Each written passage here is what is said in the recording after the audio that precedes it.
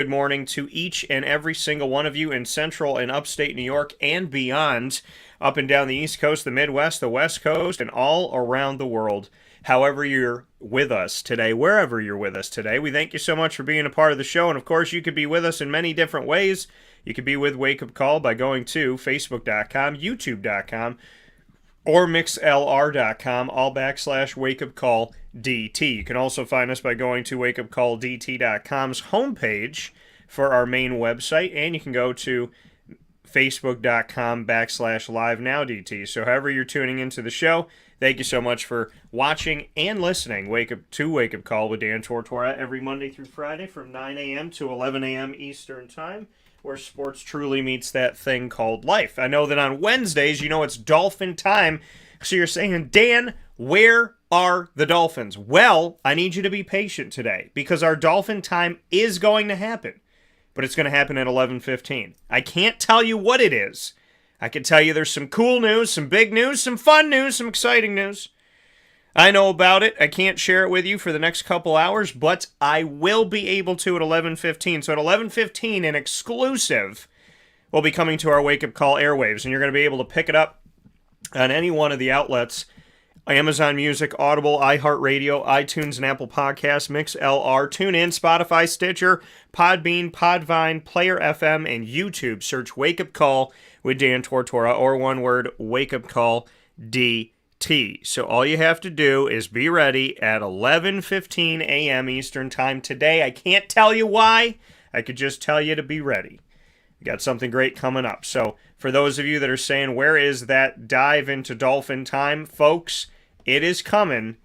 It's just coming at 11:15. We got something big happening here with Lemoyne College, and I'm excited to share that with you today at 11:15 a.m. Eastern Time. So, with that being said, Cafe Kubal Studios, like I said, 3501 James Street, 324 West Water Street, 401 South Salina Street are all in Syracuse, their locations. You can also find them on the corner of Route 11 and Taft Road at Sweetheart Corners in their drive-thru location, and you can find them by going to 343 Fayette Street in Manlius, New York as well. So make sure you head off to Cafe Kubal today. Let them know that Wake Up Call sent you their way. And you can enjoy some awesome coffee, chai, tea, all the good stuff at Cafe Kubal, made in-house and made right here in our community. So make sure that you go out there and try some of that today.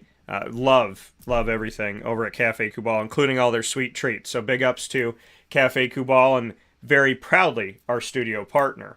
Ma and Pa's Kettle Corn and Popcorn Factories. What's poppin'? We're poppin' today with Syracuse Orange interviews with the basketball team following their close loss to Pitt. And whenever I say close loss, I feel like someone's going to flip out. Dan, a loss is a loss. Yeah, okay. Well, it's a loss on the record, but team came back on a 30-12 run. In the second half, they were down by 20, 72-52. They came back on a 30-12 run to make it a one-possession game. Crazy.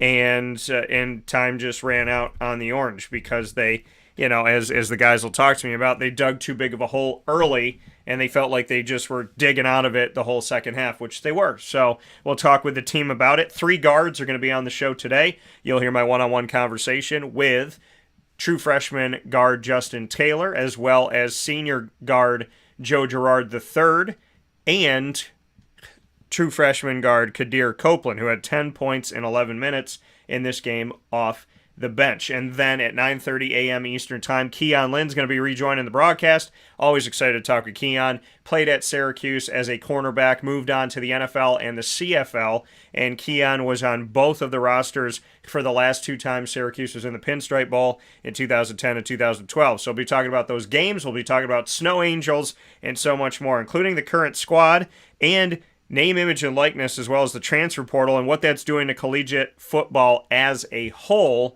and what he thinks about guys opting out of bowl games. So we'll talk about all of that here on Wake Up Call with Dan Tortora, where sports truly meets that thing called life. Very excited to do that.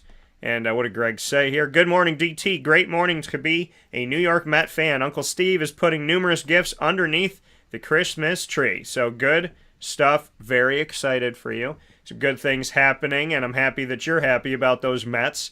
So I very much looking forward to the Mets getting better in this offseason.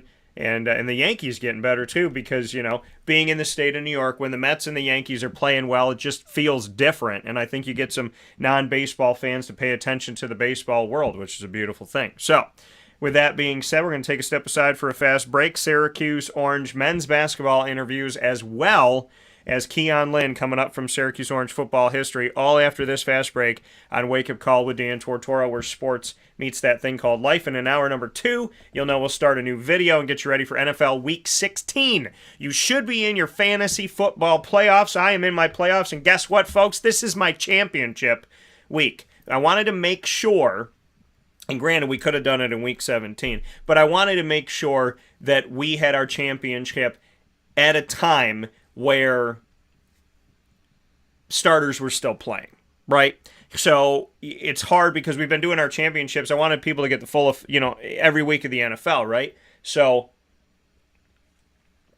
we've been doing our championship for years, the last week of the season, but it's unfair that a bunch of guys will be off that week. So, you could have a great season and you could have these really good players, and then that team just decides to sit a bunch of them, and then you're kind of screwed, which isn't fair to you, right? So you try to do it before the last week of the season.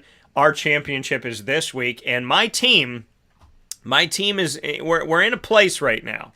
We're definitely in a place right now. So my roster is not a bad, or I shouldn't say not my roster. So I had all 4 of my teams in the playoffs, and 3 of them lost. But my team that has had the best record of all 4 of those teams this year in fantasy is named after my Uncle Pat, who passed away recently. It's called Uncle Pat's Bandits is the name of my team, and it has a plane because he was in the Air Force. So, Uncle Pat, you and I are going for one of these this weekend, and we're going to be talking about NFL Week 16, getting you ready for your playoff games. Maybe it's your championship, maybe it's your semis, maybe it's the beginning of your playoffs. We'll talk about it, but Uncle Pat, that would be a very special one, and the most special one to me, because I've won 3 championships, but none of them have your name on it. So this is, I got to win for Uncle Pat. Love Uncle Pat.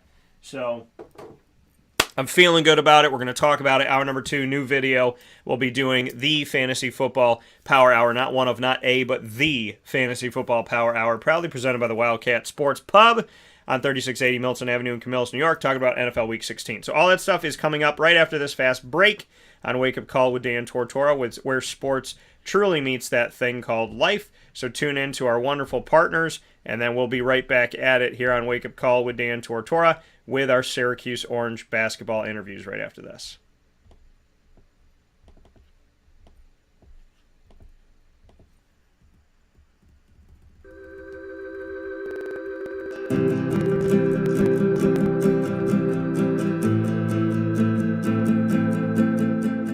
Café Cabal offers same-day local delivery of our products, offering no delivery charge for Onondaga County. Shop cafecabal.com for fresh roasted coffee beans, cold brew, travel mugs, and all your essential Café Cabal needs. Café Cabal, coffee for the soul.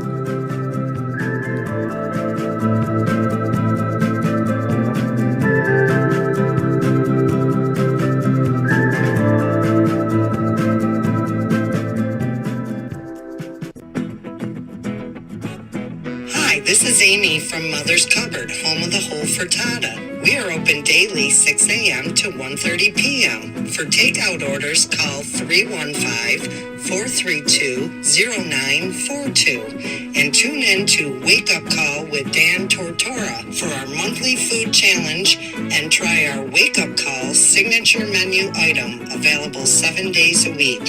Here at Mother's Cupboard, we are Central New York, and it's our honor to serve you. Ma and Pa's Kettle Corn and Popcorn Factory remind us that every day is worth celebrating. Find them at 201 Old 7th North Street in Liverpool, New York. Open Monday through Saturday in-store and all the time online at maandpaspopcorn.com. Serving our Central New York community and beyond, you can order all throughout the country at maandpaspopcorn.com. And remember to get your tins, which have in-store half-price refills forever. Ma and Pa's Kettle Corn and Popcorn Factory, available to you for fundraising and all of your events by calling 315-450-6272. That's 315-450-6272. Ma and Pa's Kettle Corn and Popcorn Factory. How corny are you?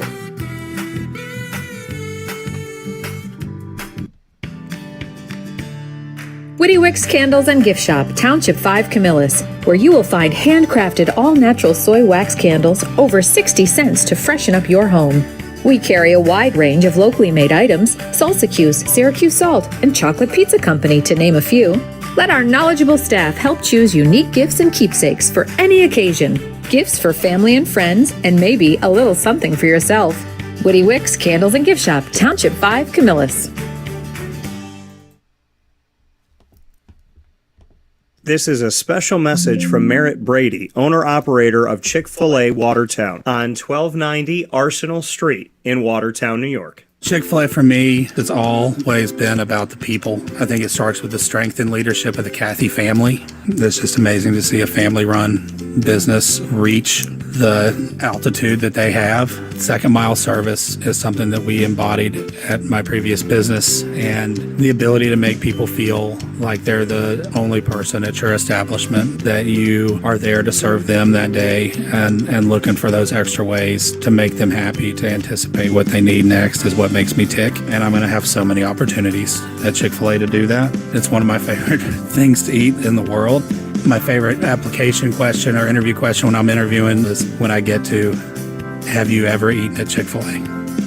And a smile hits both their ears. You know, they can't even answer the question for a second. And when I see that, it's like, man, that's going to be a great hire. They already get it. They already feel it. They already know that we're different. The Chick-fil-A experience, it's a real thing. And then, of course, just our generosity and community involvement and making a positive impact in the lives of our team members, our guests, and the community in general, I think is really the secret sauce. Chick-fil-A Watertown on 1290 Arsenal Street in Watertown, New York. Coming to you, fall 2022.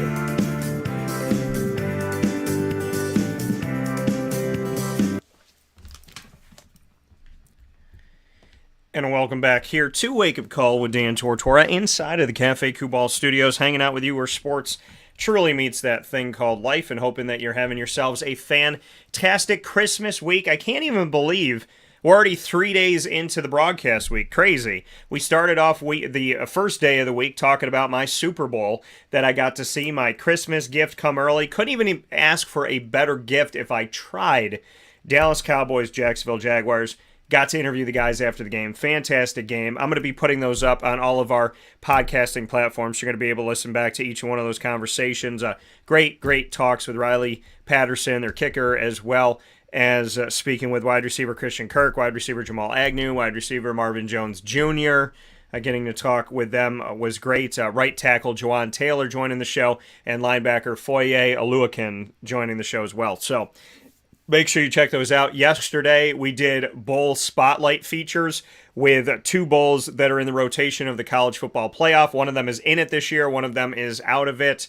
I don't want to say it like that. One of them is in it. One of them has rotated out this year, but is still a New Year's Six Bowl. So the Cotton Bowl Classic, speaking with Director of Communications Scotty Rogers, don't miss that special. So good, and it goes so far beyond football and to a lot of things that Scotty's working on and that he's doing, and just the conversation in and of itself. Just two guys that, you know, they care about people and faith and doing the right thing and morals and values, which is really, really beautiful. And Gary Stokin, the other gentleman I'm talking about, the president and CEO of Peach Bowl Inc., which oversees the Chick-fil-A Peach Bowl, and we had a great conversation as well with the Chick-fil-A Peach Bowl in the semis this year, featuring number 1 Georgia and number 4 Ohio State. So don't miss out on those conversations. So awesome. We got to air them yesterday, and I'm really, really excited about you going back and watching and listening. If you haven't seen or heard them yet, they're on youtube.com/wakeupcalldt. Click subscribe. You can also find them on facebook.com/wakeupcalldt. So, with that being said, time to jump into the interviews with the Syracuse Orange men's basketball team inside of MonPazPopcorn.com's What's Poppin' here in our Cafe Kubal studios. So, a big shout out to Mom and a good morning to Mom. Is my boy Minshew going to get after it this week? So we, obviously the Eagles have been the best team in the nation all season. So we'll see here. Gardner Minshew. I'm a big fan of Gardner. I think the Jaguars should have kept him. I'm not saying they shouldn't have drafted Trevor Lawrence, but before Trevor Lawrence was even available, I thought Gardner Minshew was good to have on the team. And, even with Trevor Lawrence, I thought it was a good insurance policy, but he is a very positive lightning rod, right? He's it's a fan favorite, and he's one of the people that I'm still waiting for my royalty money from the Jaguars on this, because I was talking about it with Papa Joe, and I said, what the Jaguars need to do is they need to just focus on Gardner Minshew. When Jalen Ramsey was losing his mind and going off, and whatnot, I said, you got to play up the positive to drown out the negative, and they did, and they made a ton of money off of it, and PJ and I are waiting for that royalty dollars. But Gardner Minshew, yeah, I like him as a quarterback. I like him as, just a person and the energy that he brings. So looking forward to seeing what he can do, and very hopeful for him. With that being said, going into our conversations one-on-one with the Syracuse Orange men's basketball team with Keon Lyn coming up in just a few minutes. First one you're going to hear today is my one-on-one conversation following their 8-5 start. Pardon me on this one. So they did start. They were 8-4 going into the game. They were 8-4, and the Pitt Panthers were also 8-4 going into the game. These Northeast, I don't know if I want to call them rivals because it hasn't felt like a rivalry game in a long time, but these Northeast foes both came in with the same record. Pitt left with a 9-4 record, 2-0 in the ACC. Syracuse left with an 8-5 record, and now 500 in the ACC with their first ACC loss, putting them at 1-1 on their season. My first conversation of the day is going to start things off with Justin Taylor, the true freshman guard on the team, telling me his thoughts after this game rounded up here on what he took away from this matchup, where Syracuse fought back and went on a 30-12 run to end the game. Pretty substantial run, but a pretty substantial hole they had dug themselves, and so it wasn't enough, even though they gave a very strong effort toward the end of the game. The last shot by Judah Mintz didn't fall, and Syracuse is now at 8-5. So here's my conversation with Justin Taylor coming out of the matchup last night up against the Pitt Panthers. You guys ended the game on a 30-12 run, but didn't come through with a victory. Just bring me into the second half. Yeah, I think, our fight at the end just shows, our toughness and our resilience. We're never going to give up. We just kept on telling ourselves it's not over. So, we were able to fight back into it, but I think at the end of the day, we can't dig ourselves that much of a hole in the beginning of the game, because at that point, we're just trying to dig ourselves out the whole time. Obviously we fought at the end, but we just have to start the games better so we don't dig ourselves that deep of a hole and have to fight our way back. What can you say about when you don't have Jesse out there in a game like this as close as it was? Yeah, obviously that hurts us. Jesse, dominates the paint just both on offense and defense. So, when we don't have him out there, especially, when he picks up that fourth foul with 13, 14 minutes left to go, that obviously hurts us. Moo goes in, helps us out, but just without him, it definitely hurts us both on both ends of the floor. The shot by Judah with 6 seconds left, what were you guys looking for on that? Was that the shot? Or? Yeah, obviously, 6 seconds, pressure like that, it's hard to get, great shot. Obviously, we wanted him to, do what he could, but obviously, Malik was setting Joe's screen, but I think they kind of blew that up, and I was, told to just, look for the ball in the corner. But, Jude did, the best he could. Obviously, you can't do much with 6 seconds, so at that point, it is what it is. That coming from Justin Taylor here on Wake Up Call with Dan Tortora. I would disagree with Justin on that, though. With 6 seconds, you can do a lot. The great teams do a lot with 6 seconds. And I know this team is growing and they're learning and they're figuring things out. You got 7 new faces on the roster this season, 6 freshmen and Munir Hema transferring into the program. So it's going to take some time to get acclimated and get this ship into place. I mean, I don't think this team is anywhere near where, God willing, their hopeful potential can be. But I would say with 6 seconds, you could do a lot. I've seen some teams do things with 1 second, with 3 seconds. So I would disagree in that respect, but I am hopeful for what they're going to be able to put forward here as they move forward. They're going to need to, have a short memory and keep rocking and rolling here, because the ACC is not going to be an easy bout by any stretch of the imagination from night to night. Now my conversation with Joe Girard III. Joe Girard and I have talked all throughout his time at Syracuse, and always appreciate sitting down and talking with Joe, and we got to have a substantial conversation after this game. Here's my conversation with Joe Girard coming out of the matchup. He's the one that hit the big-time shot, the three that rolled in. He went 3 for 8 from three-point range, and those threes came late, and they came at the right time, especially that one that made it a very close game for the Orange, a 1-point game for the Orange at the time. So a shout-out to Joe Girard for that as we start our conversation with the senior guard.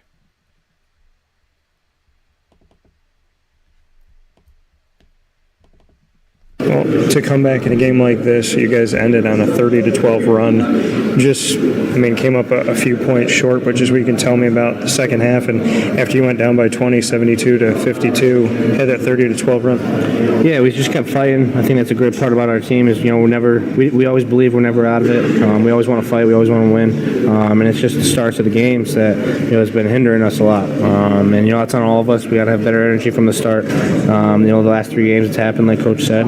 And it's on us to change that. So we got to play complete 40 minutes on both sides of the ball, and that'll help us. You talked about just the energy coming out. What do you attribute that to? Why does it take so long for the team to get going?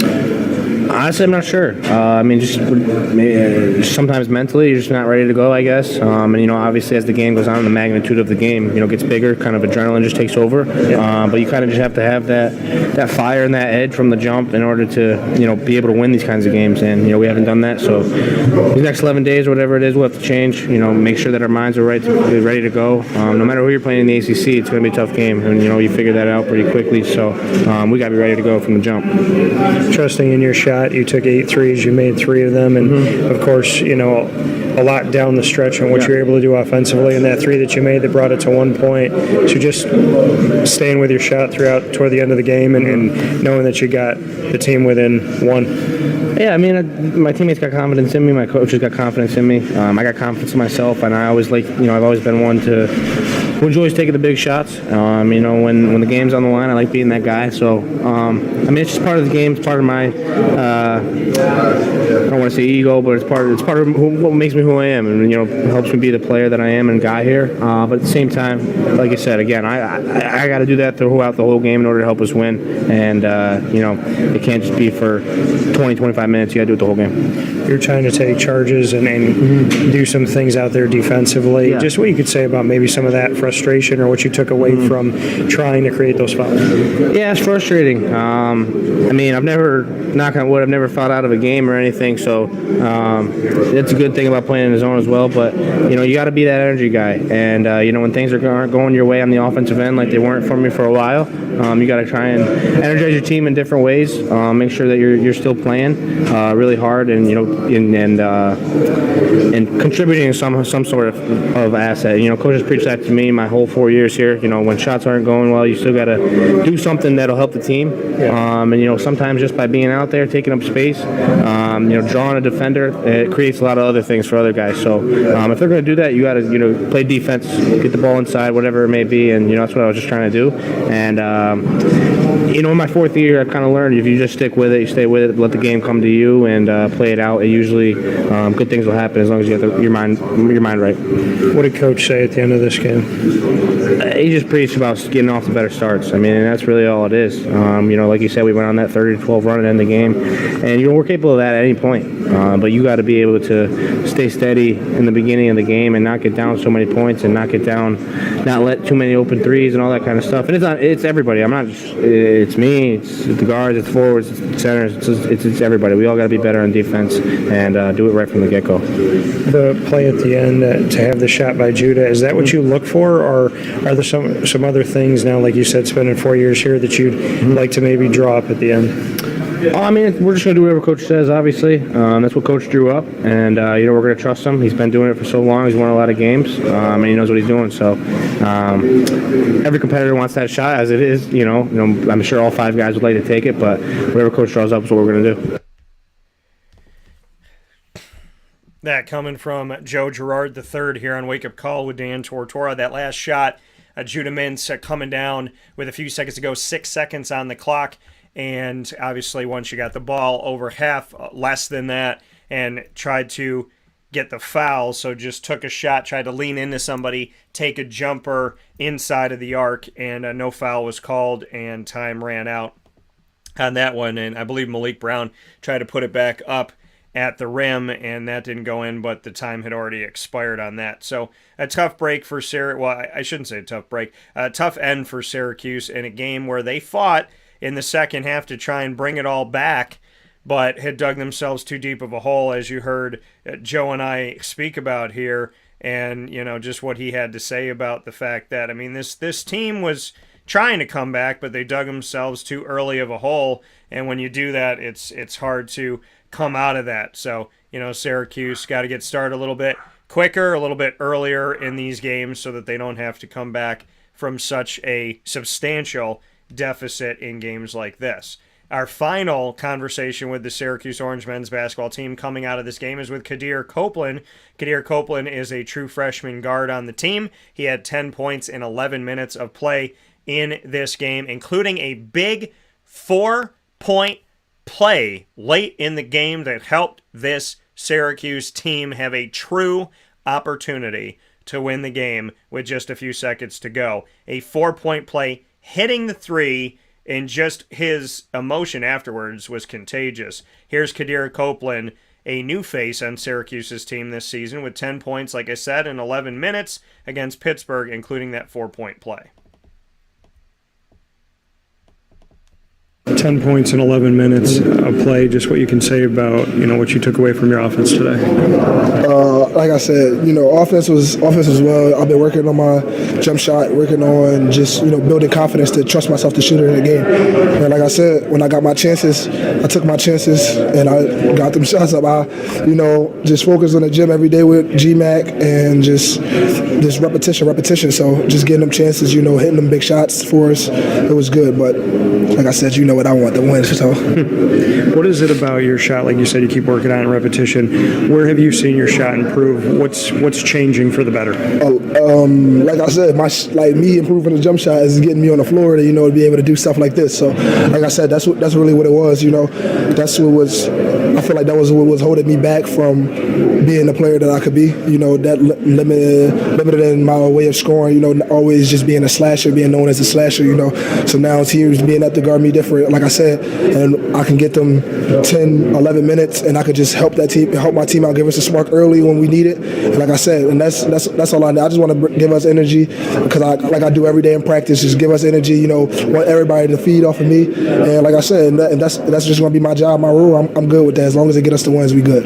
You talked about getting a spark early. I was talking to Joe Girard about the fact that this team has struggled early on in games and digging yourself out of holes. What can you do to change that? What do you attribute that to? Maybe why the team starts slow? Like I said, regardless of if I score 0 points, I get 0.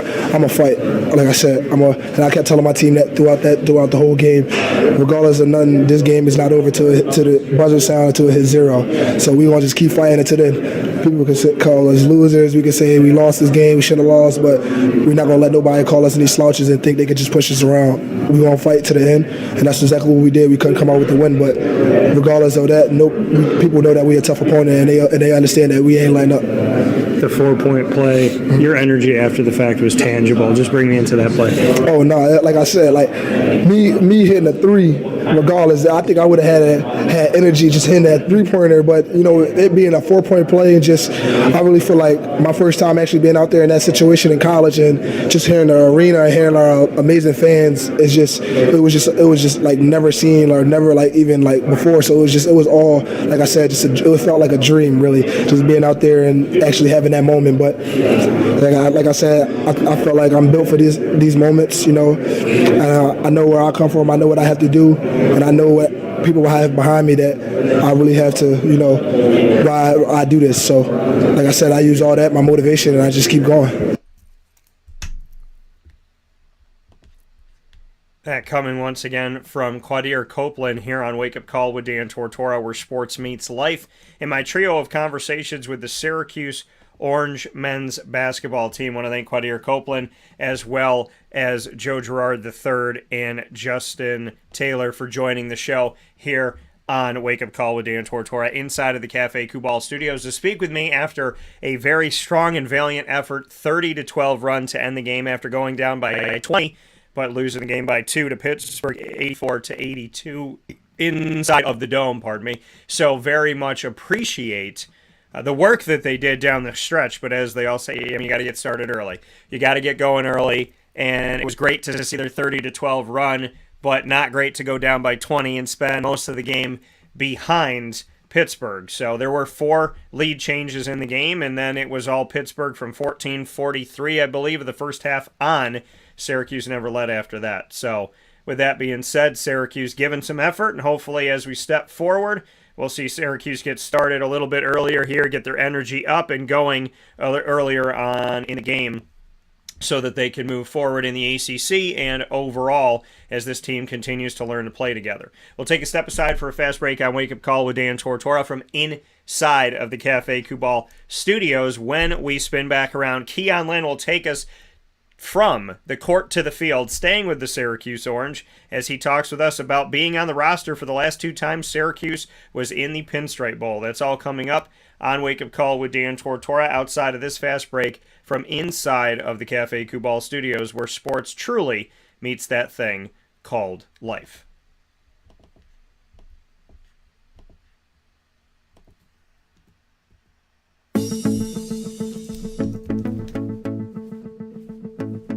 Avicoli's, located on the corner of Route 57 and Wetzel Road in Liverpool, New York, has been your trusted neighbor for decades. Located just steps from Liverpool High School, we're happy to have the Liverpool Warriors on-site, on-location broadcast at Avicoli's through Wake Up Call with Dan Tortora every single month, featuring student athletes, coaches, and administration throughout the year from Liverpool High School. Head out to Avicoli's today on the corner of Route 57 and Wetzel Road in Liverpool, New York, open Tuesday through Sunday for lunch, dinner, and drinks. We'd love to see you out there, and of course you can call them at 315-622-5100 for takeout, delivery, and catering. That's 315-622-5100, and also find them on myavicolis.com. That's myavicollis.com.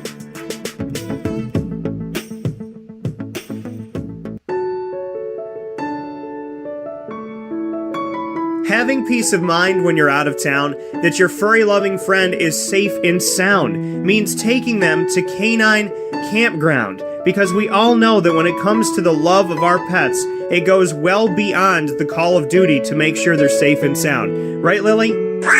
So take a ride to 242 Johnson Street in East Syracuse, New York, and see Canine Campground and where your dog will be staying in the classic cabin, the executive cabin, the grand cabin, or of course the luxury cabin, because if you know Lily, you know she loves luxury. Now you don't have to wait to the last minute to find a family member or a friend that'll take your dog for a few days. Call Canine Campground at 315-299-4013. That's 315-299-4013. Their drop-off and pickup times are Monday through Sunday.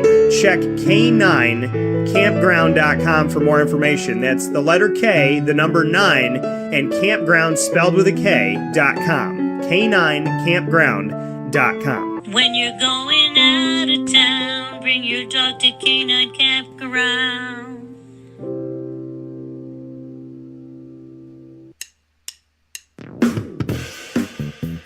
PB&J's Lunchbox, the food truck that you love finding all throughout Central and Upstate New York, now has a street-side cafe. So when you're craving their traditional favorites as well as their out-of-box amazing menu items, you can now head to 663 Old Liverpool Road in Liverpool, New York. Located just minutes from the highway, the Thruway, Destiny USA, and Onondaga Lake Parkway, PB&J's Lunchbox Street-Side Cafe is there for you Monday through Saturday from 9 a.m. to 7 p.m., serving breakfast, lunch, and dinner all throughout the day. Get breakfast for dinner, dinner for lunch, whatever you fancy, including their award-winning grilled peanut butter and jelly sandwich. Find them at 663 Old Liverpool Road in Liverpool, New York. PB&J's Lunchbox, where we love to know what's in your lunchbox.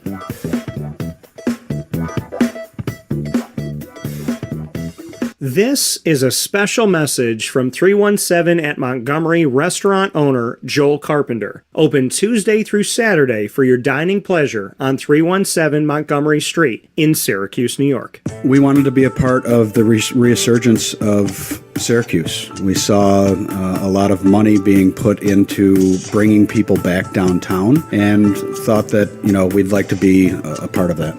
I love putting together a good dish where people see it first, they fall in love with it, and then it tastes just as good as it looks. We want to provide the best food in Syracuse that we possibly can, and we want you to leave here talking to your family, your friends about what you had to eat first and foremost, but also our service, and to walk out feeling like you're part of our family.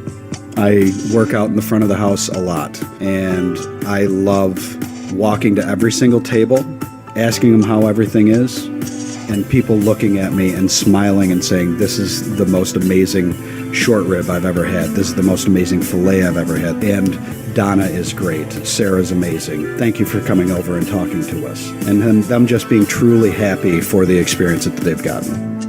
317 at Montgomery Restaurant, part of the fabric of downtown Syracuse, located on 317 Montgomery Street in Syracuse, New York. Open Tuesday through Saturday for a unique and memorable dining experience.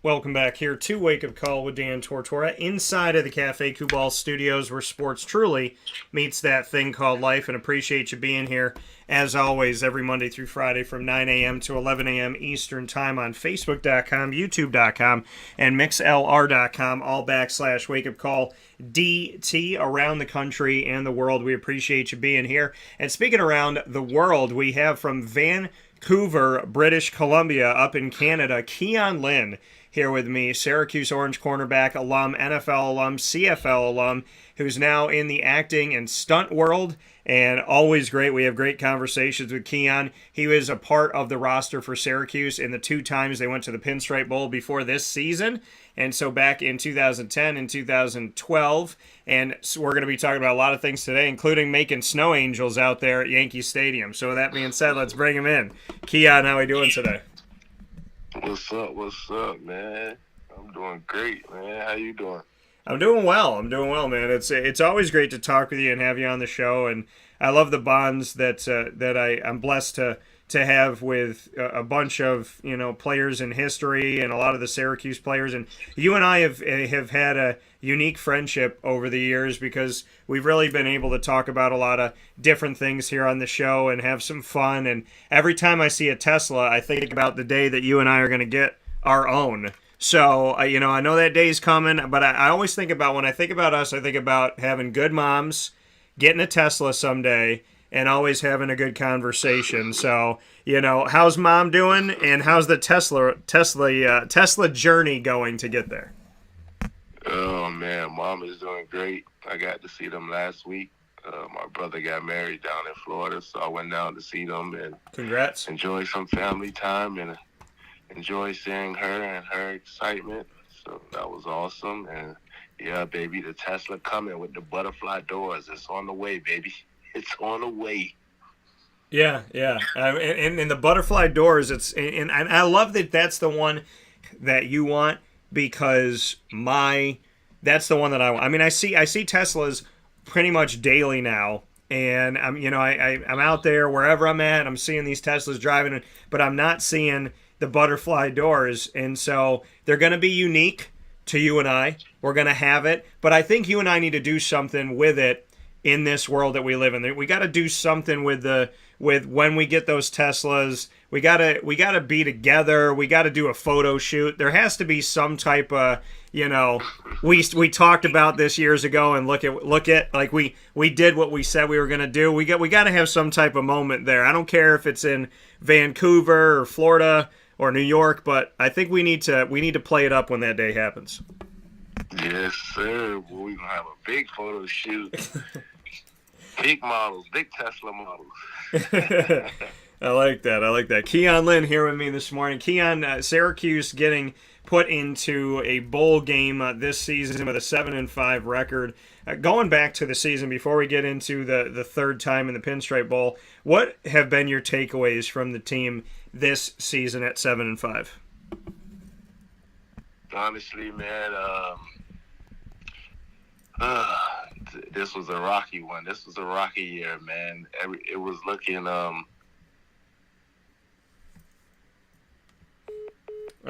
we lost him. Now his service is not great in Vancouver, so we do have him back here. So you were saying. Please leave your message.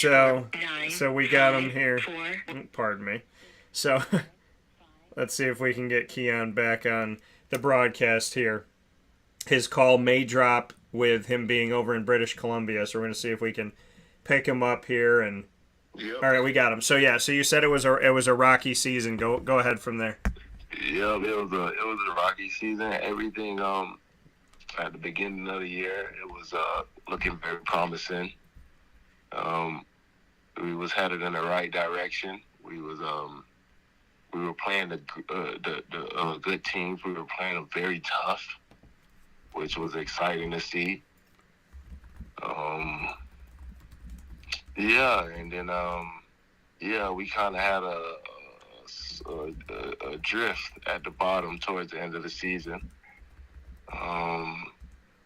But we was able to finish strong. We got the win at the end, and we were able to get back to our favorite bowl game.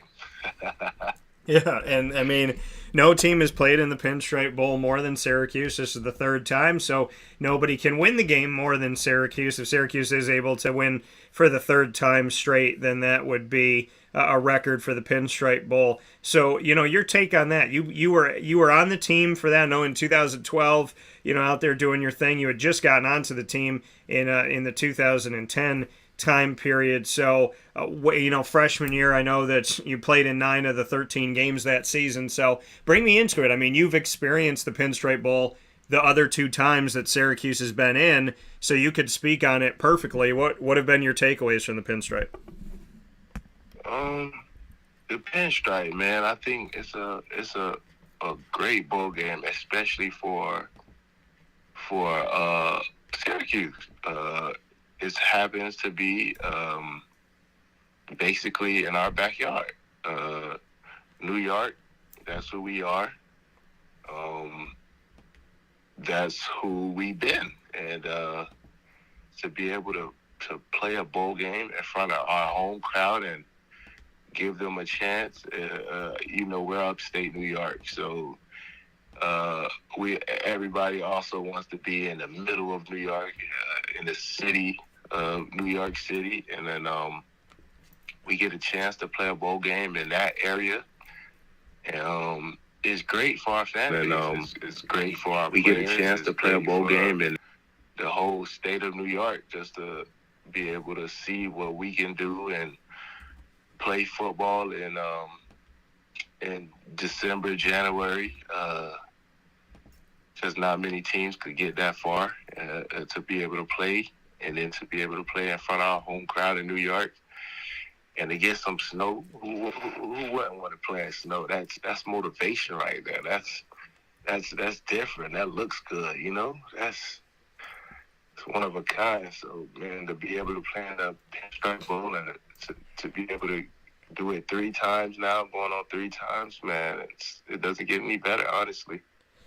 That coming from Keon Lyn, Syracuse cornerback, alum of the Orange here in history and the Pinstripe Bowl history. Going back to 2010 when you had come on to the team, what were your takeaways from that experience? Because that experience in 2010 was obviously very different than your veteran experience in the Pinstripe Bowl in 2012. So how do you look at kind of the juxtaposition of them both?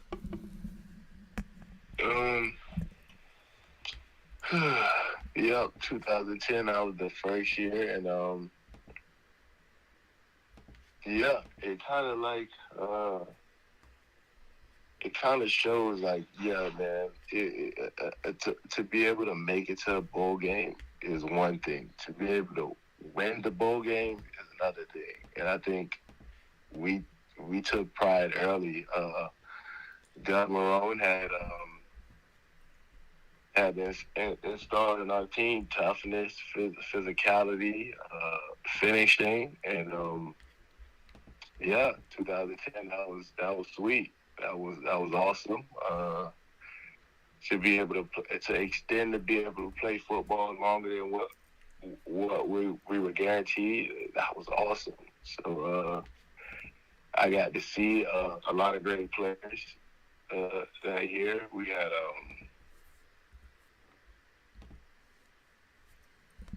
And yeah, Keon, we may lose him a couple times in British Columbia this morning, doing our live broadcast on Wake Up Call with Dan Tortora inside of the Cafe Kubal studios where sports meets life. So we'll look to bring him on back here momentarily as we have Keon coming back onto the broadcast. So yeah, so Keon, we were just go ahead. What were you saying?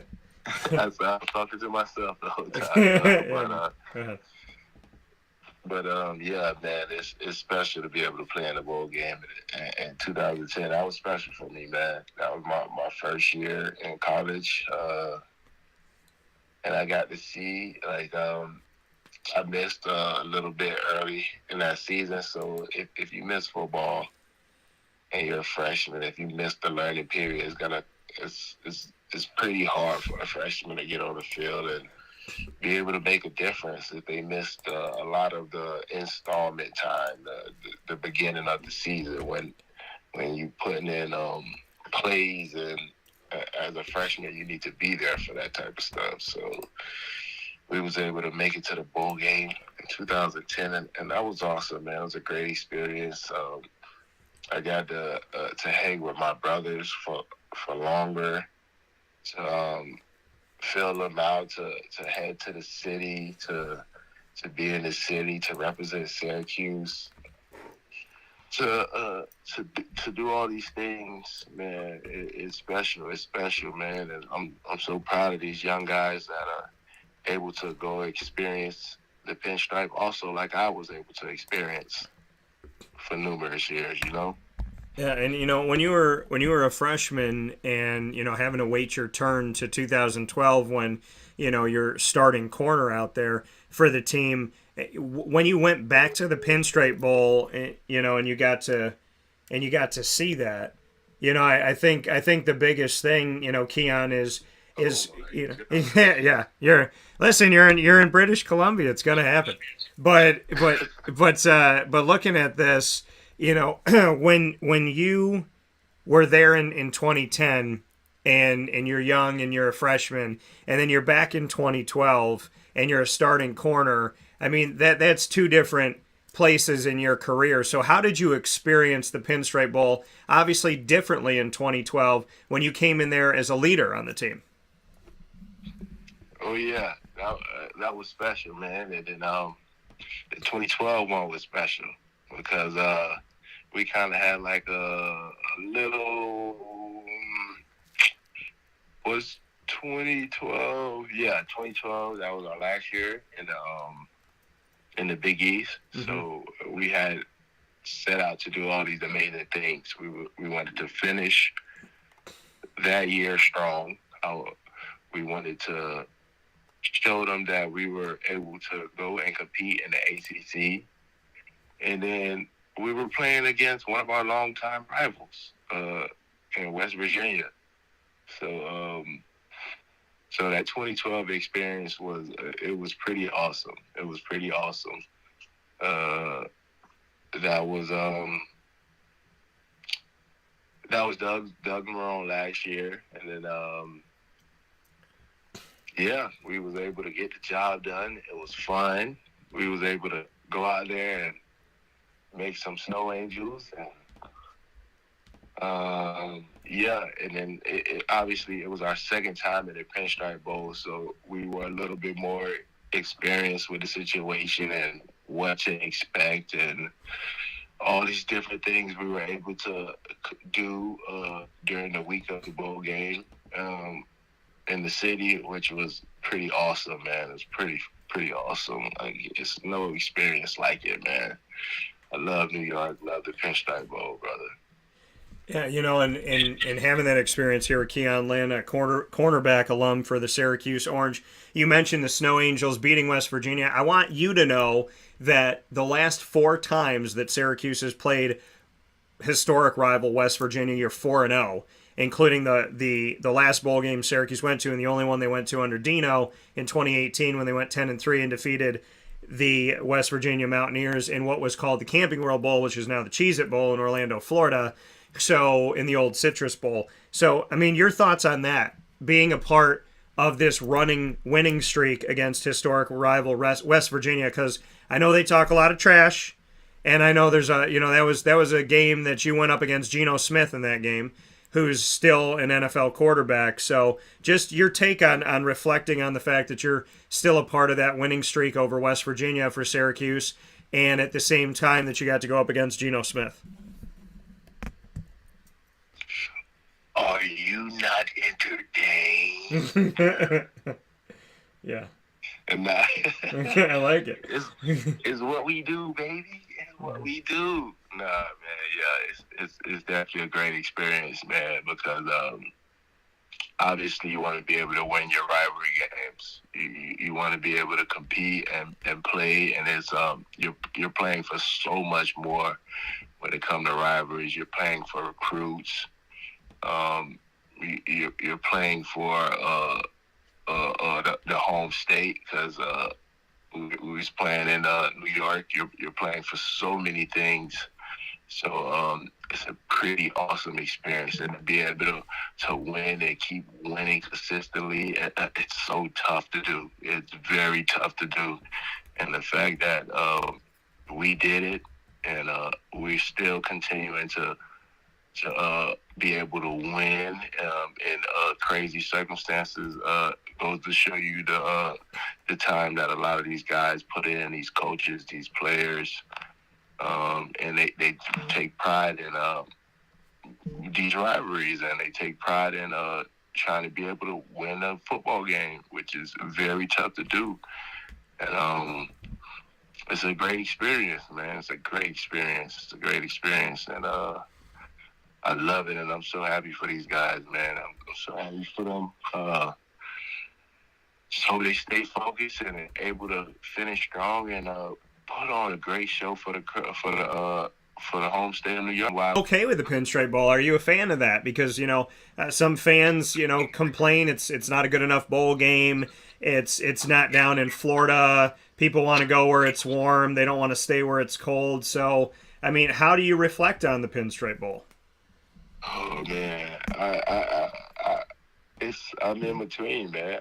I know what everybody's going through. I know the feeling of wanting to go down, because I'm from Florida, so I know that. Hey man, why the heck we can't go play in some sun, baby, and drink some pina coladas or whatever, man? But at the same time, it's like, oh, it's a bowl game in our backyard, though. Ooh, that's exciting. That's motivation. That's putting stress on the other team. They have to come to our backyard. They have to come see our fan base, and it's good to give a football game to the city of New York. Because we're upstate. It's a little drive from the city, so not everybody's able to go to Syracuse and experience that. So it's awesome to go to New York City, which is just across the bridge or wherever, to play a football game in front of our home crowd. So in my eyes, it's always a great experience when we played in the Pinstripe Bowl. So I'm a fan of the Pinstripe Bowl. If it was somewhere else, I'd be like, bro, why we can't go to Florida too?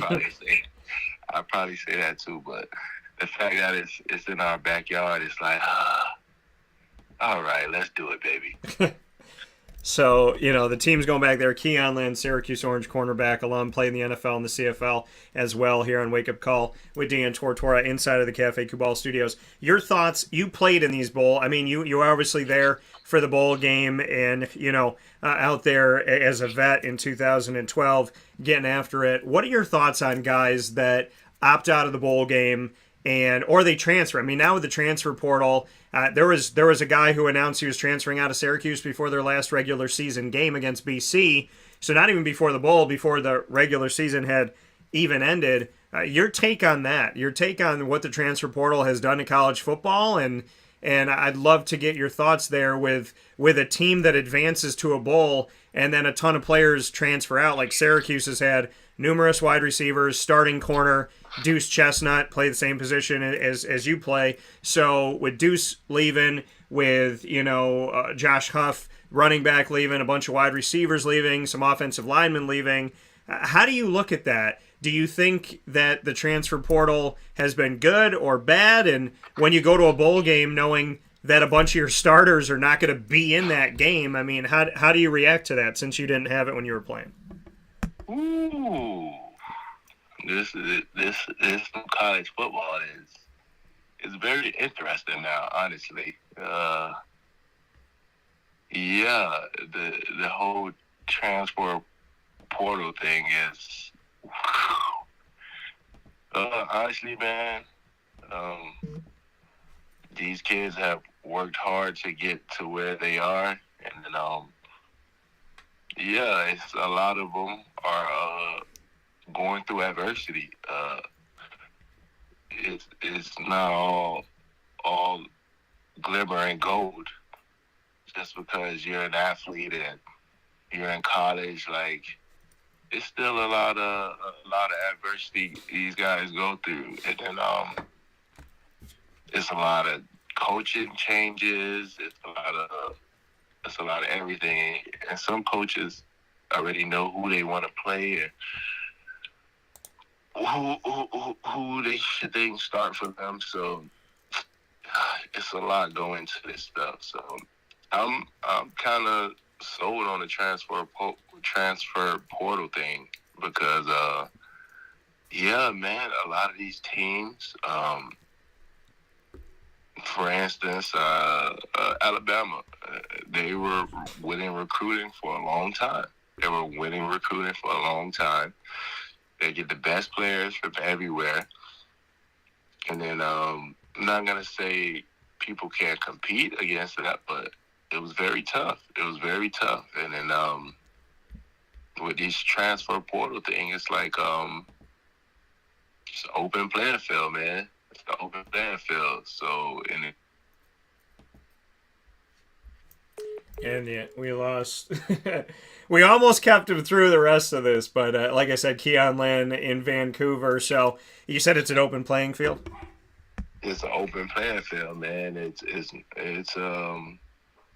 these coaches got to work harder with the recruiting. Recruiting is year round now. It's like they're giving these players options to, like, hey, man, you're a grown man now. You're allowed to make the decisions you want to make. It might not go your way, but we're giving you guys the decision. A lot of them will mess up. A lot of them will go through more adversity. But I'm a fan of it. It feels like the NFL now. College football feels like the NFL. After 1 year, these guys be like, you know what? I'm out of here, baby. Oh, you know what? I'm gone, baby. So that's pretty exciting to see now. It's a new twist. It's a college football, and I'm excited to see where these guys land and who goes where. And why they're going here or they're going over here to compete for a championship. It's pretty awesome. But dang, these kids are doing it even before the season closed. That's crazy. But I mean, you said you're sold on the portal, but as a Syracuse alum, do you like the fact that Syracuse is going to a bowl game where their starting running back Sean Tucker, isn't going to be out there? I mean, Matt Bergeron, starting left tackle, just said, "Hey, I'm heading to the NFL as well," which is no surprise. Deuce Chestnut's in the transfer portal. A bunch of other guys are in the transfer portal as well. I mean, Syracuse fought to get to a bowl game through these last 12 games, and now the guys that helped them fight to get there are not. Some of those guys are not going to be out there. I mean, is that something that you're okay with to say to fans like, hey, come out to this bowl game, but by the way, starting running back isn't going to be there. Maybe the starting left tackle is not going to be there. Maybe the starting middle linebacker is not going to be there. Both of the starting corners aren't going to be there. I mean, how do you sell something? Are you okay with that? So, this is kind of different. It's kind of weird. So Sean Tucker, I understand him. Yeah. That's a guy I understand to sit out a bowl game. I completely understand. Because, yeah, man, you don't want to jeopardize getting injured for a game that's almost the Pinstripe game. It counts. It's especially good for the younger guys. I think bowl game gives you opportunity to let younger guys go and play, and then build on the future. Definitely, but the guys who are transferring and sitting out, I feel like that's a mistake because, especially a lot of these guys enter the transfer portal and they think they're going to go to a bigger school, or they think they're going to go to a better Division I school. A lot of them will get a reality check. Yeah. And then you're here to play football. So when you're out here sitting out from playing football, and that's what you're here for, you're giving yourself a hard chance, especially if you haven't done enough to say, hey, I'm sitting out this bowl game. If you're not that guy, you're transferring, you're sitting out a bowl game to go transfer,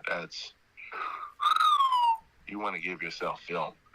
You want to make as much film as you can. You want to be out on the football field as much as you can, because you never know when it's all going to be done.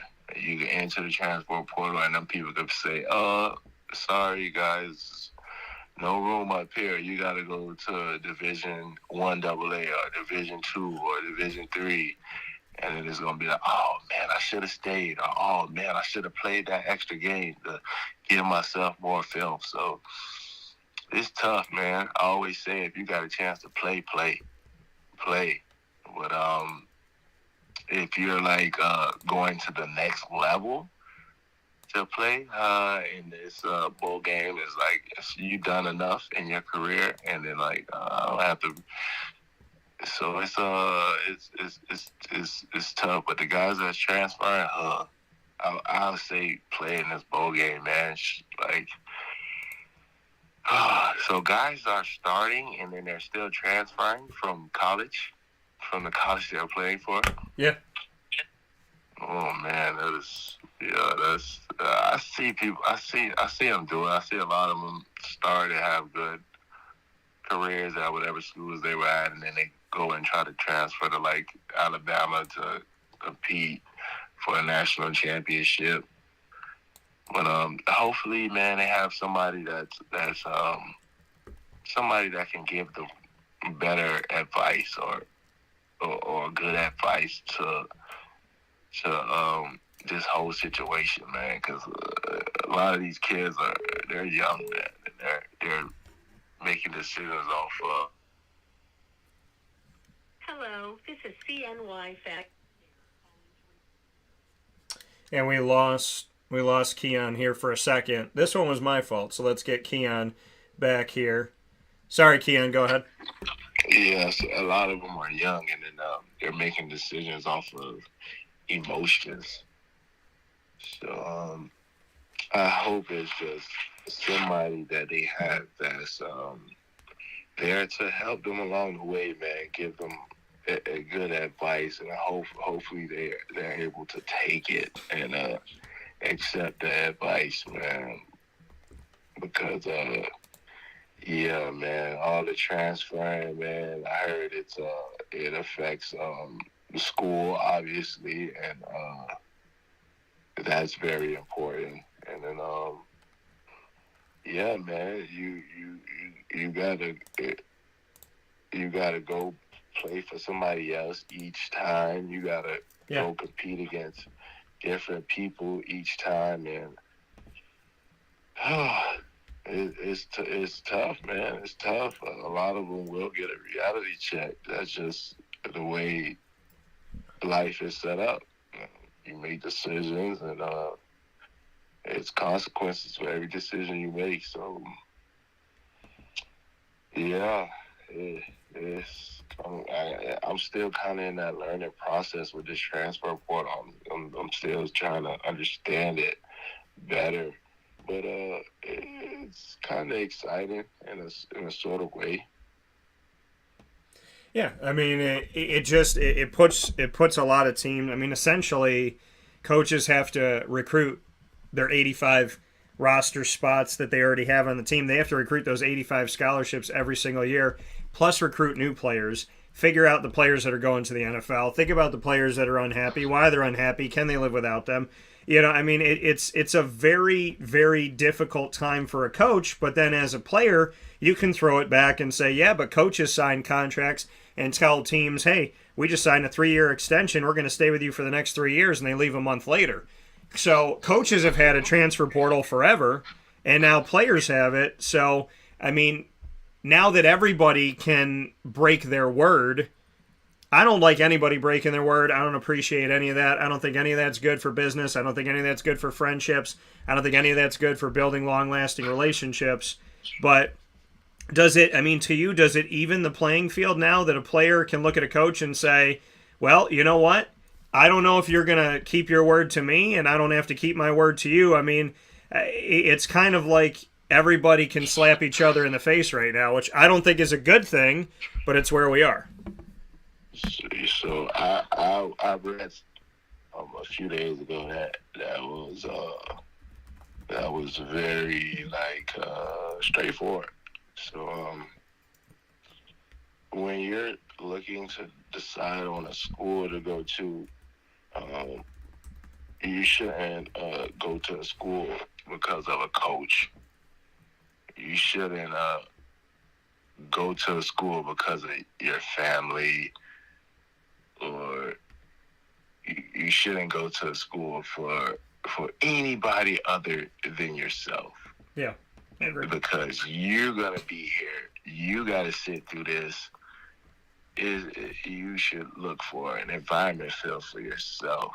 If anything goes wrong, you want to be able to still be happy in this situation. So I was reading something the other day, and it was like, man, as you're picking these schools, go for yourself, man. As you're picking a school, go for yourself, man. Because like you said, man, these coaches will be here one day, and then you know what? We're out of here. I'm out of here. Like everybody sees what's going on with the whole Jackson State and the Colorado situation. A lot of these dudes, you know, going to Jackson State because of Coach Pride, who wouldn't want to play for Coach Pride? The name, the connections he brings, the energy he brings. Who wouldn't want to play for that? But he should be the last reason. He should be the last reason. He's a great guy, great career, but it's about your life. Yeah. It's not about his life. He's gonna do what makes him happy. You gotta do what makes you happy.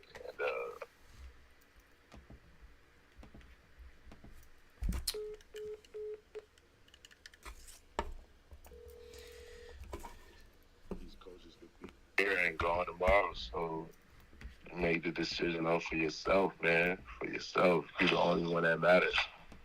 Yeah, and I agree. I think you have to make these decisions for yourself, and you have to make it for something that you think is, going to pay off dividends. Listen, it's tough to make any decision, right? Who to marry, where to live, what job to go to. I mean, you're going to go through different things in your life where you're going to have really tough decisions to make, and you have to make them with your due diligence and do your homework and your research and whatnot. And you don't know what other people are going to do, and you can't control that. And obviously, you can't trust everybody. And so, I mean, it's come really difficult to try and figure it out. But with NIL, with name, image, and likeness out there, guys being able to make money, the transfer portal, and really no rules or regulations for a lot of these things, Keon, it's a different world than when you played, and it's kind of everybody for themselves at this point, which is tough because, Syracuse makes a bowl game and their offensive coordinator takes a job somewhere else. Their defensive coordinator takes a job somewhere else. A bunch of guys go to the NFL. A bunch of guys finish their eligibility. A bunch of guys go to the transfer portal. And here's Dino Babers, and I was crunching the numbers going, okay, well, you got to fill like 20 scholarships right now, and you got to do it quick. But the one thing that you have to do when you're filling these scholarships that you can't do is fill it with experience unless you go to the transfer portal, because you're losing your starting left tackle, your starting running back, your starting middle linebacker, both of your starting corners, your starting kicker. He's not just losing players, he's losing really talented guys that have put time in, and you can't, no matter what you do, you can't simulate game experience. So that's a struggle in this world that we live in when it comes to NIL and the transfer portal, is guys are now being recruited through the transfer portal and offered, money. Hey, if you come to this school, we'll get you $1 million. Hey, if you come to this school, we'll get you a car dealer. Hey, if you come to this school, we're going to get you, you and your family set up for this, that, and the other. The stuff that was done in the shadows that was illegal before is legal now. And now it really is NFL free agency, but in college football. If you were playing right now, what would you do with NIL in the transfer portal? You know me, boy. I'm hitting the portal every week, baby.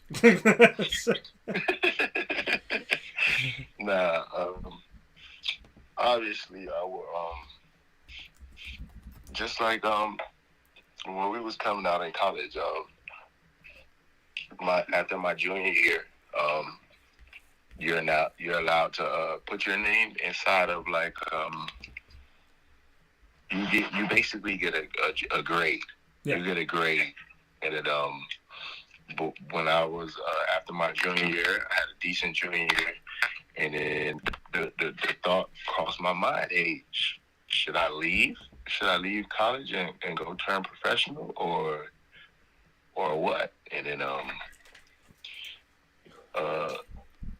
it was up to my decision, whatever I wanted to do, but I met with Coach Marone. Coach Marone, he had a grade for me, and then after I received my grade back, I'm like, hey man, you got a 4th round grade or whatever for if you was to go professional your junior year. And then I had to make the decision, hey, do you go back to school or do you leave? And then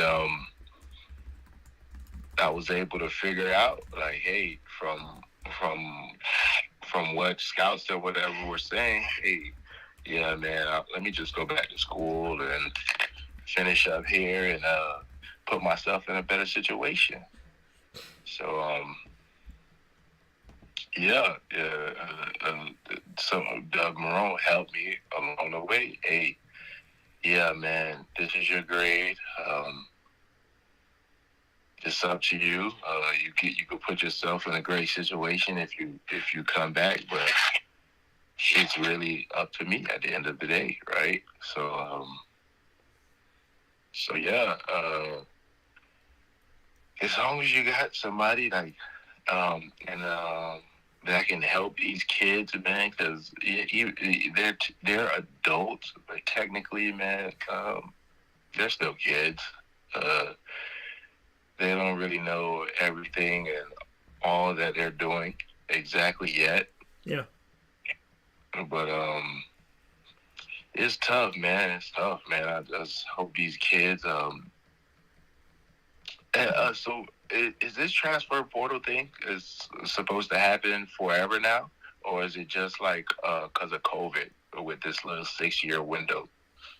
I mean, as of right now, I mean, I'm sure that they can assess it as they go, and the transformation committee trying to figure out what the heck the NCAA even is right now. But as of right now, it's alive, it's here, it's functioning, and I don't know if you can put the genie back in the lamp type of thing now that it's out. You know what I mean?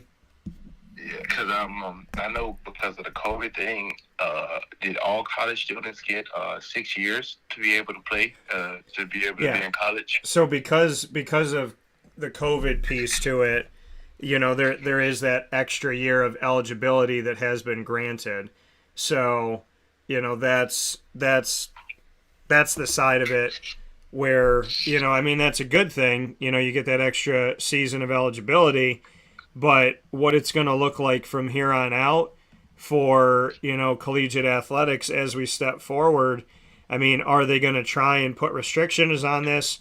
Are there going to be windows for the transfer portal so you're not killing, team? I mean, you think about it like this. A season ends, a bunch of people jump in the transfer portal, and you're giving your head coach less than a month between then and signing day to make up for that. So if you got a coach saying, all right, I'm going to bring in 15 guys, and then, 13 guys leave the program, he's got to go find 13 guys in 3 weeks to come in and fill that space. And I don't think that that's fair to colleges and universities. So I think there needs to be windows where, you're allowed to do that so teams can kind of assess the damage and make up for it.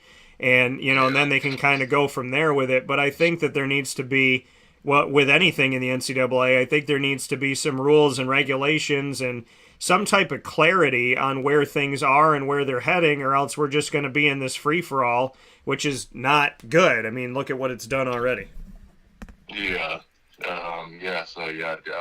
Coach Prime did the same thing, I believe. He left his program and he took players with him, a decent amount of players with him.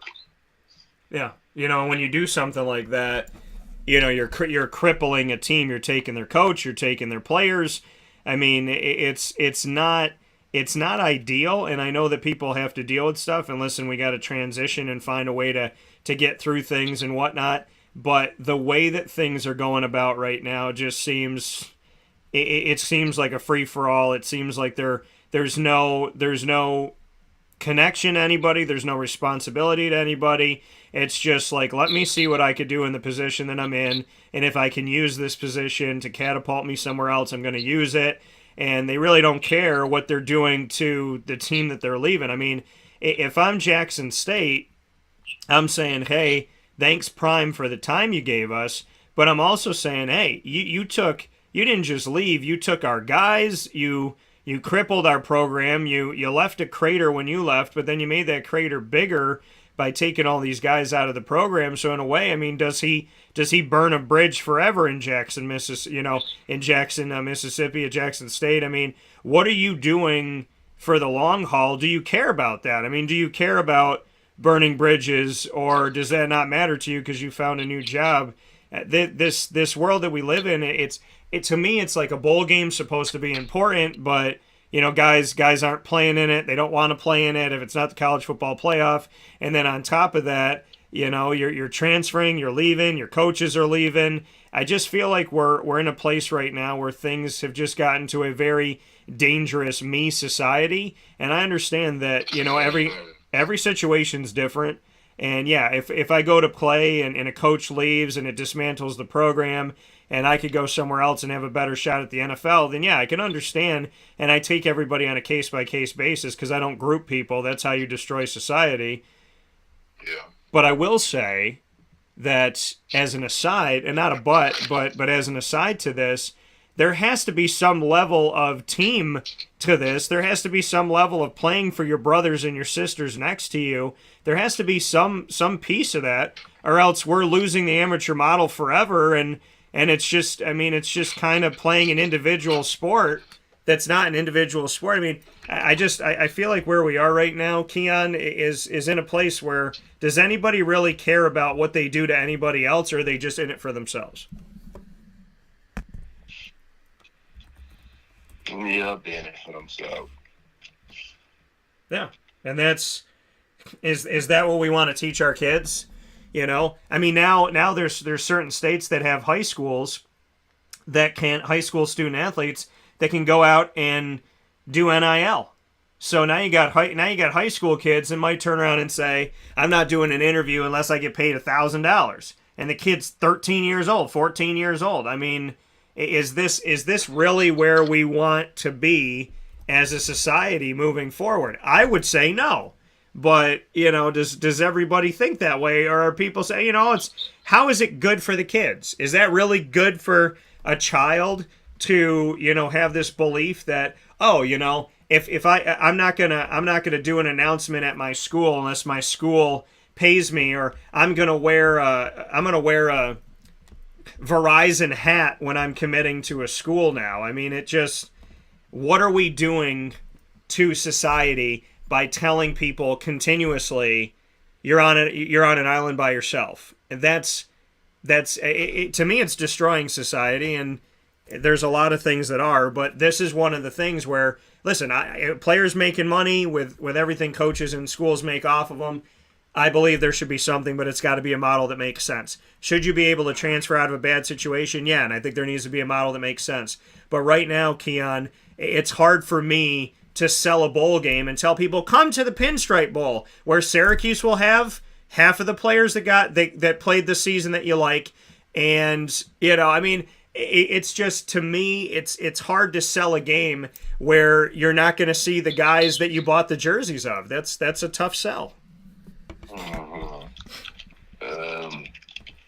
Yeah, man.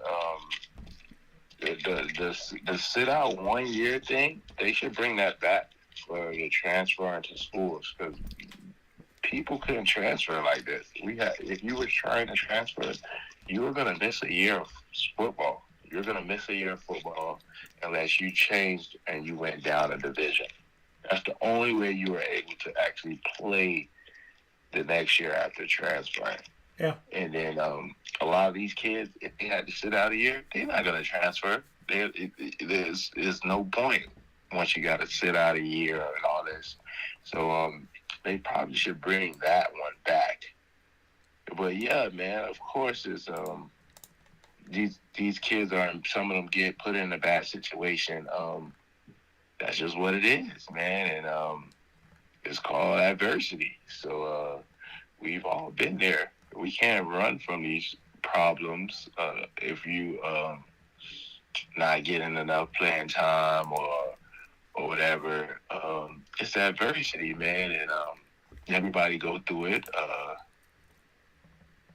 And nobody promised you anything, or if they did, you can't take people's word for it, because people will promise you things, and it's just them trying to get you into that seat or whatever it is. Like, they're just trying to get a body into this school. So, yeah, man, I would go back to the way it was, where these guys, it's too easy for them now. They, like you said, it's too me stuff, and it's giving the wrong impression, and they're gonna get a rude awakening later on down the road, when it's gonna be dealing with people that are way bigger than you. You're dealing with organizations that are way bigger than you, so you're gonna be just a number. So it's like, man, you wanna be able to train yourself up for these situations. You wanna be able to go through the trouble, man. It makes the glory that much better, you know? Yeah, you know, and if you're not going through adversity and you're not competing for the job and you're just running away from competition, what does that say about you? What does that build toward life? Some people are transferring because of a bad situation. Some people are transferring because they got lied to. Some people are transferring because family situations have changed. They want to be closer to home. Somebody got sick, something like that. So some people are transferring, and those reasons you understand. But sometimes people are transferring because they don't want to compete, because they don't want to try, because they want the job to be handed to them. So, there used to be rules and regulations. You used to have to apply for a waiver. You used to have to say why you were transferring. You have to send it into the NCAA. The NCAA had to make a ruling. Like, there used to be a check and balance where people couldn't just say, I'm leaving. And the other part about it, Keon, is it's musical chairs. So if there's if there's over 1,000 people in the transfer portal, which I believe there is right now, and by the way, the biggest position in the transfer portal right now, defensive backs, over 200 players in the transfer portal that are defensive backs this season alone. So, and the second highest is wide receiver. So when you look at that and you look at these guys in there, it's musical chairs. Once the music stops, there's not enough chairs for everybody. So if you jump in the transfer portal, there is no surefire thing that you're going to get a team. So some of these guys go play a year or two in college football, jump into the transfer portal, and then they have nothing. So they don't have a degree, they don't have a school, they don't have anywhere to play football, and at 19, 20 years old, they're moving back to the neighborhood that they were trying to get out of. That's the dirty side of the transfer portal as well. Mm-hmm. Mm-hmm. Tough, boy, tough. You don't have to deal with it. I will tell you that. Yeah. So, sadly, man, just because it's so new, a lot of people we're going to learn and experience with. We're going to see. And then, we're going to a lot of people are about to go through some real stuff. And then, as we're watching, like you have everybody watching and seeing, and it's like you said, man, it's sad to someone has to try to transfer and leave a situation and then ended up getting put on the bad end of a stick and getting put in a worse situation. Like, man. Yeah.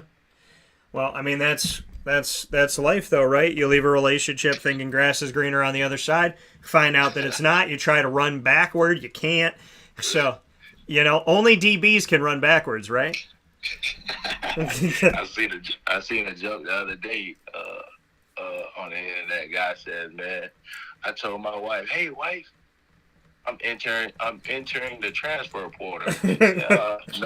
No, brother, it don't work like that. Go take the trash out. Yeah, and that's true. And listen, and I'll tell you right, this as a single man in society right now, dating is horrifying.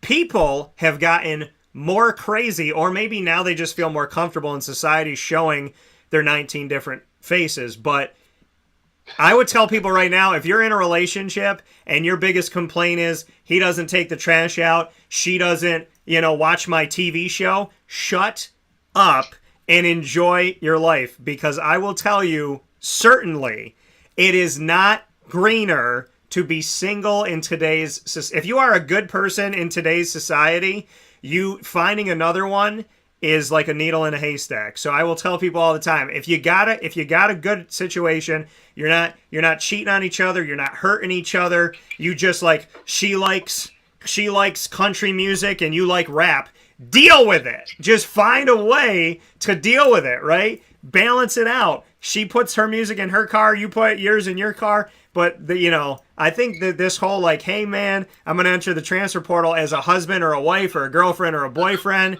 I want to caution these people that I will promise you, if you go out into the transfer portal, you're about to step into another universe, and those aliens are scary as hell. That's what I'll tell you about that out there. Hey man, you're not lying, man. It's the same.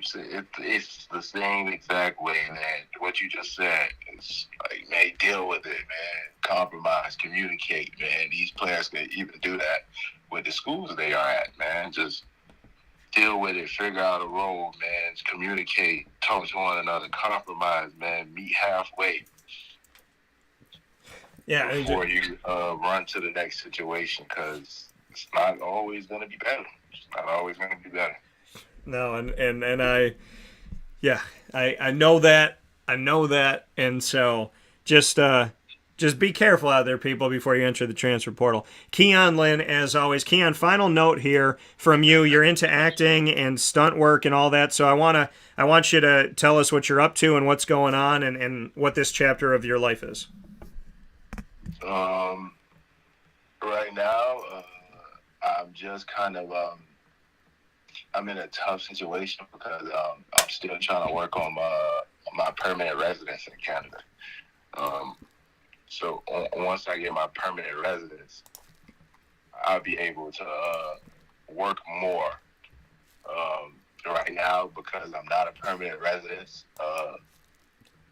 it costs more to use someone like me because I'm not in the union. So in order to be in the union up here, that's usually how they give people jobs up here. So I'm training nonstop stunt work. I really love this life because during 2020 we had COVID, and that was my last season on a team, and the team was going through a bunch of coaching changes during 2020. We didn't have a season. I always knew I had to make people laugh, and I knew I was funny, and then I knew I had this this sense about me that could possibly be on TV. And then 2020, I was like, man, let me get into acting, because they kept telling me they call Vancouver North Hollywood. A lot of production teams come up to Vancouver to film movies or whatever because it's cheaper. It's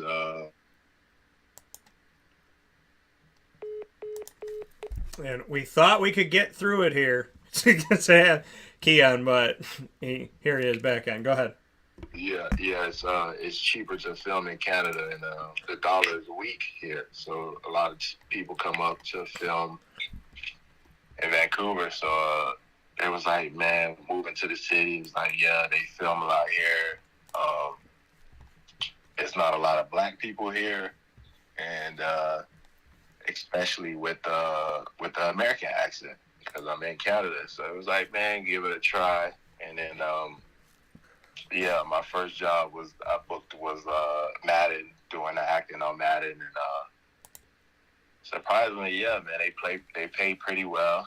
And then in that industry, you want to be able to do multiple things. So you don't only want to do one job unless you're just the best, because it's periods. You know, you're gonna hear 12, 15, 10, 15 no's before you finally hear a yes. But you wanna be able to do multiple things. So I was like, dang, I need to still be active. And then because I like to running around and jumping. I've been doing it my whole life. So I was able to connect with somebody, and then they was able to get me on stunts. So I was able to start doing stunts and training for stunts and training all these martial arts. And it's exciting, honestly, man. It's exciting. The future is bright. I gotta try to continue to get my permanent residence to help me out. But all we can do is control what we can control. So as that process is going, I'm just over here training. And I still get jobs, like stunt jobs, but it just costs more to use me. And how many people want to pay more to use someone when they could use a Canadian that's actually cheaper? So that's my process right now. But I'm still booking stuff. I still do booking commercials. I still do stunt jobs. Still doing the whole shebang. But honestly, the future is bright. I'm just control what I can and keep training. And yeah, you're gonna see me very soon on the big stage. Very soon. That coming from Keon Lyn, Syracuse cornerback, alum, NFL and CFL alum as well in the acting and the stunt world out in Vancouver, British Columbia in Canada. As always, my good sir, I appreciate you.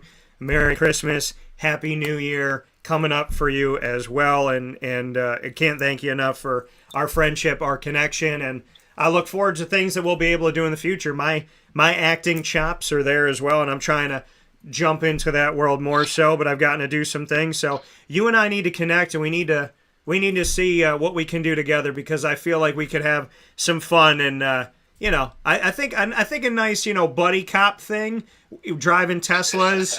I think our personalities together while driving Teslas, shooting a movie like that, little funny, little serious, little action. I think we could have a good time with that. Ooh, Dan T, man, it's always a pleasure, man. You on to something special right there, man. The way it comes to you like that, like it's just so easy. Bang, bang, bang. I love that. I love that about you, Dan, man. I appreciate you always, man. It's my favorite show, man. Keep doing what you're doing. Keep holding it down for the home team, baby. Shout out to Syracuse. Let's get this bowl game win, man, like we always do, and throw on them shades, baby, and keep strolling, baby. That coming from Keon. Keon, I appreciate you as always. Thank you for your kind words, and I'll look forward to catching up with you very soon. Love you, brother. Tell the mother I said hey. I will. Same to your mom, and I love you back. Appreciate you, brother. Take care, everybody. All right, take care. Keon Lyn, one more time here on Wake Up Call with Dan Tortora, where sports meets that thing called life. And wow, that was an honor. That was awesome. That was awesome. I don't even know what to see. That's the thing. I don't know what to say when people say it. My favorite show. Damn. It's really cool. But love you, Keon. And this video, start a new video for those of you being patient about us going to the Fantasy Football Power Hour. I thank you for that. And, of course, my big news for Lemoyne is still going to get released at 11:15 a.m. Eastern Time, so watch out for that as well. We're going to end this video, start